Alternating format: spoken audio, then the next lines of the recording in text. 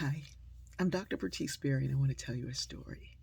My children grew up loving the ocean. They loved to swim, they loved the beach. In fact, we lived at the beach in San Diego, in Solana Beach. And so they loved the beach. Me, I didn't grow up loving the beach.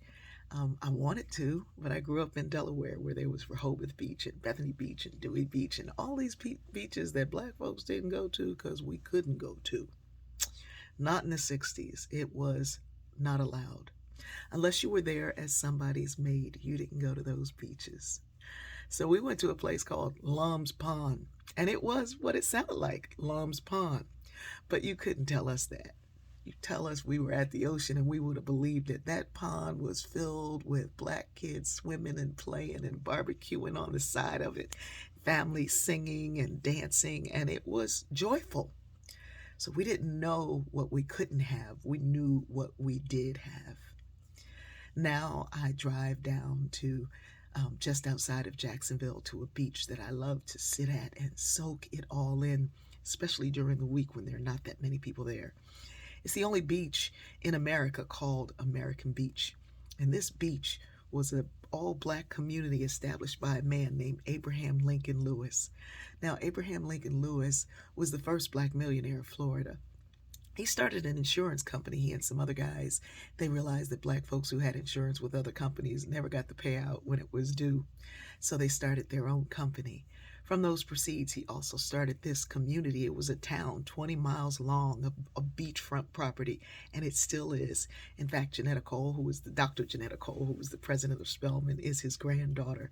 Her sister, Miss Mavine, was known as the Beach Lady. She's an environmental activist who saved that place and made sure that the highest dune, Nana, is still in existence and still there today, that developers would not take her down. Who? So my daughter and my other kids and my friends, when they want to go to the beach, because Fatima could be at the beach every day of her life, they grew up with sand in their hair. We go to that beach, we grab lunch from the grocery store, sit out on that sand. We eat our lunch and then go swim because that's the way you're supposed to do it. And then we come out and let that sun dry us off, and I talk to the ancestors and I tell them thank you. Abraham Lincoln Lewis didn't just create a resort town where the likes of Ella Fitzgerald and Duke Ellington and Sammy Davis Jr. could come, play, sing, and enjoy the luxury of everyone else. It was also a place where the black kids in that town could come and run across the sand and put their feet in the water, because Abraham Lincoln Lewis knew that all kids should, especially ours. We are still in a place where we don't know this history. We don't know, and it's not that long ago. If there was a beach that I just went to recently in my own home state and went, whoa, how come I never came here? And then one of my older relatives would tell me, because you couldn't. This is recent history. It's not something way, way back. But for Abraham Lincoln Lewis to do what he did, I am so grateful. I'm grateful for the stories of those who made a way in spite of. That's Black history.